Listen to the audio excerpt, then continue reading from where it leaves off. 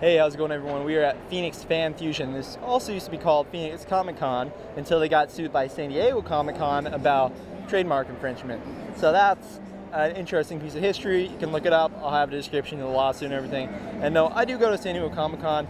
Not going this year, which is actually partially why I'm checking out this event.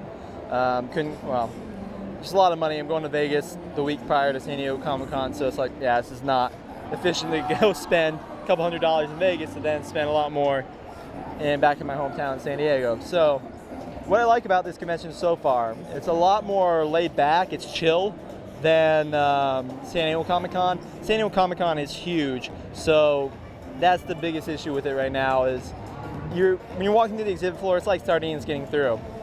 You almost need a couple extra days at San Diego Comic Con to actually make it affordable, to make it worthwhile, but you have to cram all these big events with all these Hollywood actors in, so it makes it a little bit more difficult. Other than that, pretty cool cosplay I've seen so far. Gonna go walk around, potentially interview some people, and then show you guys the exhibit floor. So toss in a little B-roll, and hope you guys enjoyed the video.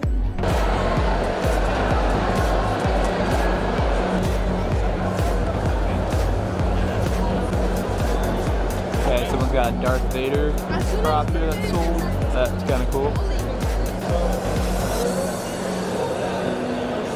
So I see Umbrella Corporation got some new gear. Can you tell me about it? Yes.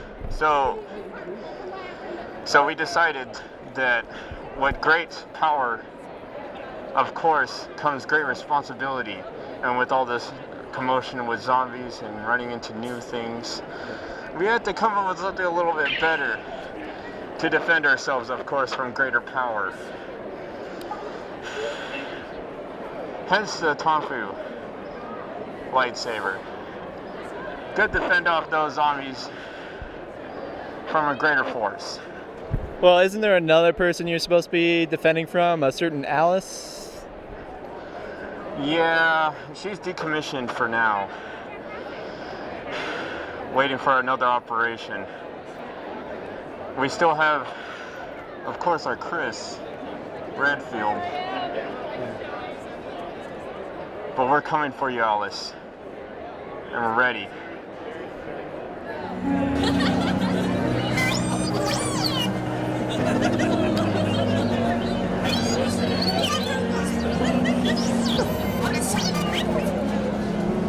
Some good cosplay from the Avengers.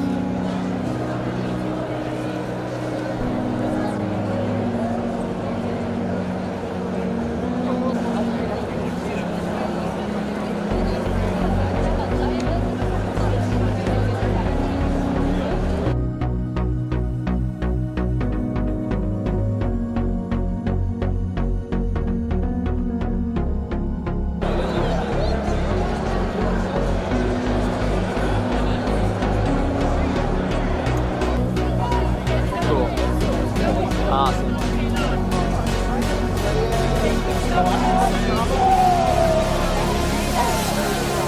Really extensive motorsport here.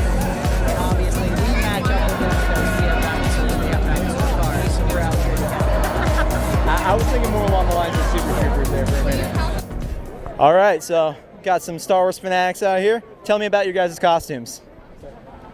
All the costumes are a product of the Iron Guild Workshop. That's my shop in my garage. My wife does a lot of the seamstress work. I do the foam fabrication. I make the masks. He made his full suit. He's going Grey Jedi. Mine's more Sith, obviously. This is a converted Renaissance Festival last-minute Star Wars adaptation with a little bit of extra sash and grandma's necklace. And we're all DIYers. It's DIY or die, baby. Yep. Okay. Now, I see there's the Sith versus the Rebels here. But Jedi. we're all friends. We're all friends? Okay. Just making sure. Now, if you had to choose a side, I'm guessing by the costumes, is that based on, is that pretty accurate? I lean more Grey Jedi, actually, with my buddy Nick. But we didn't have a Sith in the group. It's my only bad guy costume. So Okay. Somebody got to be the bad guy. I'm Dad, so I got to be the bad I just guy. wanted to make the Leiku. That's all. That's Cool. Now, where'd you guys get your lightsabers from? Ultra Sabers. Yeah. Yeah, I got one too. Yeah. They had them on sale. It was like $300 when I bought it.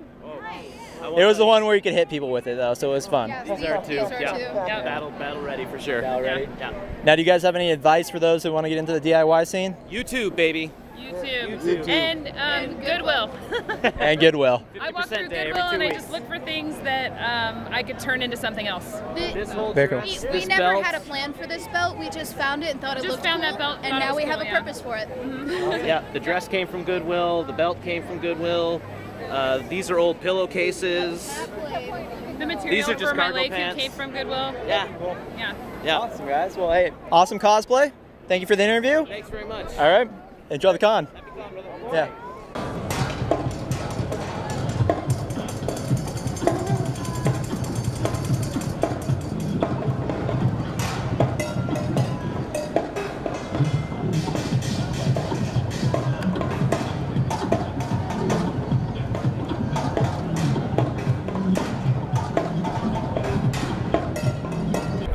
All right, I'm here with, what's your name, sir? Chris Elliott. Tell me about your costume.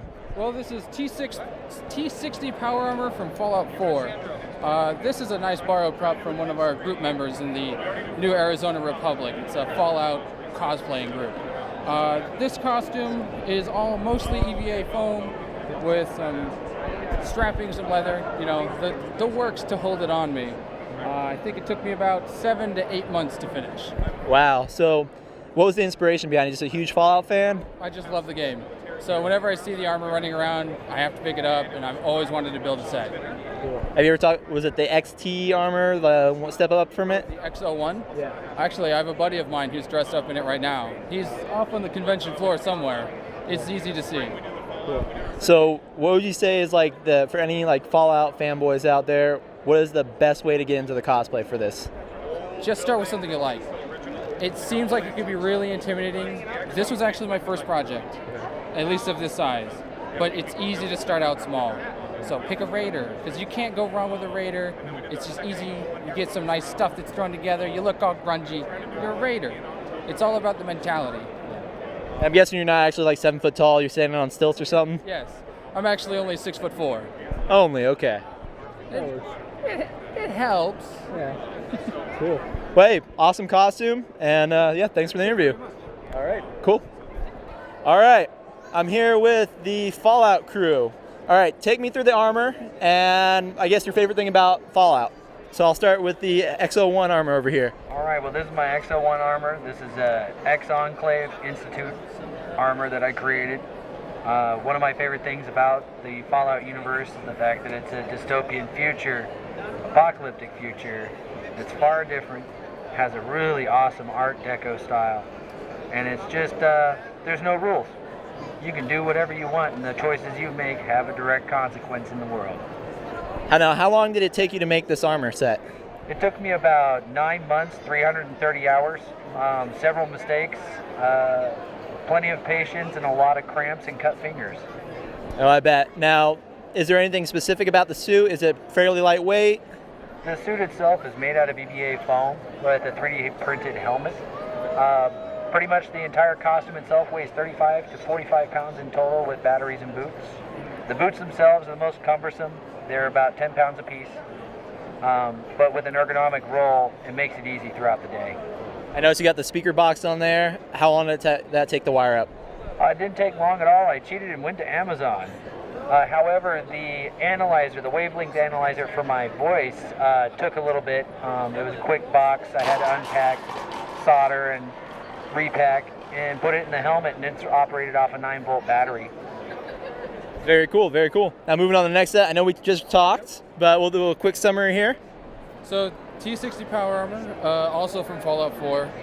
And I think my favorite thing about the Fallout games and the universe is the universe itself. All the exploring you can do, and then the scary and sometimes very entertaining creatures that you can run into along the wastes. So it's always a good time. And comparative, who would win in a fight, you or him? I'll put money on me. Oh yeah? Them All right, boys, calm down. Calm down, boys. I mean, both cool armor sets. And finally with yours, sir, take me through it. Mine's a set of T45 out of Fallout 3. Unlike my brothers here, or my kids now, They did it smart and did it out of EVA foam. I did this out of fiberglass and resin. And this one's I've been trying to retire for 2 years now, and nobody will let me retire it. Wow. So I'm going to go to that. So for my next build, yeah, these guys made me proud this weekend. I ran into them this weekend, and now I just made my entire weekend. These boys are great. And as far as Fallout, I love Fallout. I've been playing Fallout since Fallout 1 in the 90s. And I just love the universe because the open expanse and all the different things. Well, look, I mean, all the different things you can do. And, you know, even our Institute guy is, Got the Institute guy over there, yeah. And I will do a big shout out because to do this, you need helpers. You've got, and we call them handlers, and we love them to death. Like this gentleman. We can't do this without handlers, so. Now, is the fiberglass much heavier than what they got? If I told you that, I'd probably floor you because this is about 60 pounds. Oof. My helmet is probably 12, 15 pounds by itself.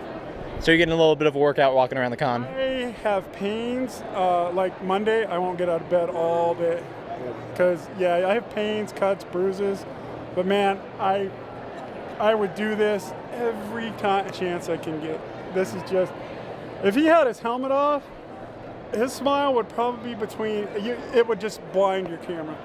And if you walked with us, man, you can't get that feeling anywhere else. The little kids, the families, you can't get a better feeling. I mean, it's just, and then, you know, I'm an old guy. I'll be 53 these years. These young guys just give me all the energy in the world. Cool. So, Awesome. Cool. And I just do see we have an Institute guy over here. So what do you think about these guys over here? I think I'm going to be them next year. All right. It's good fun. Oh, yeah. Not much else other than to say to that. I mean, it was a lot of fun, and this is my first time being here, and I will definitely do it again. Awesome. Well, cool guys. Let me get everyone's names. It was sir. Mike. Benjamin. Ben. Chris. And Rob. Well, it was a pleasure meeting you guys. And great cosplay. Looking forward to next year. So, all right. Sounds good, guys. Thank you. So I'm here with Blade.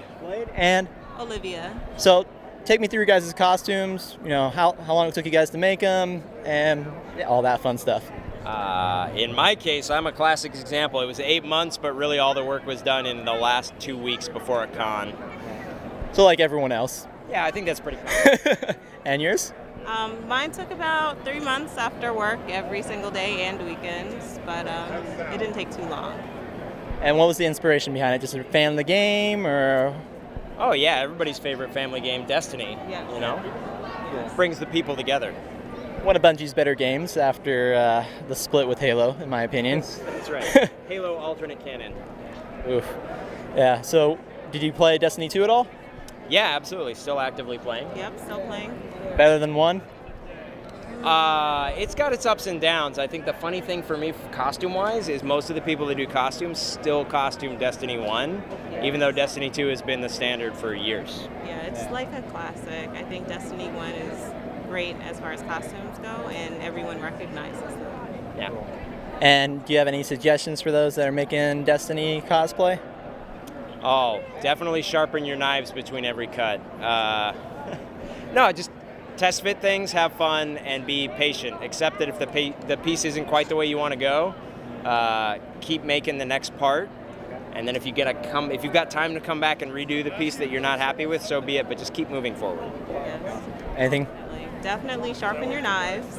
I went through a lot of X-Acto knives building this one, so it's definitely very important that you keep them sharp. And Plasti Dip. And are these costumes made out of foam, or what's the material? It's all foam for mine. Yep, same. All foam. Luckily the weather's nice, right? Yeah. Otherwise these suits get a little warm, I bet. Yeah, absolutely. Awesome, guys. Well, hey, thank you so much. Again, great cosplay, and I appreciate it. Thank you very much. Alright, so Phoenix Fan Fusion was pretty fun, just ending this with some B-roll here that I took of the event. Now, one critique, or several critiques I would have about the Phoenix Convention Center here and the convention itself is that it not like how the exhibit halls were separated, so you had the upper area that's just normally like, I guess, like a ballroom. They had that opened for exhibitors up there, so you have your exhibitors split between upstairs and downstairs. That's a bad idea because those vendors upstairs aren't seeing as much traffic as those in the main exhibit hall, so that's something that I believe they need to fix for next year. And part of the reason, or part of the way you fix that, because I know they're limited on space at the convention center, you expand it. You do what San Diego Comic-Con wants to do, or the San Diego Convention Center. And for the love of God, I've tried to help with that numerous times when I lived in the city of San Diego with the Phase 3 expansion of the convention center, which would have included a Phase 4 stadium.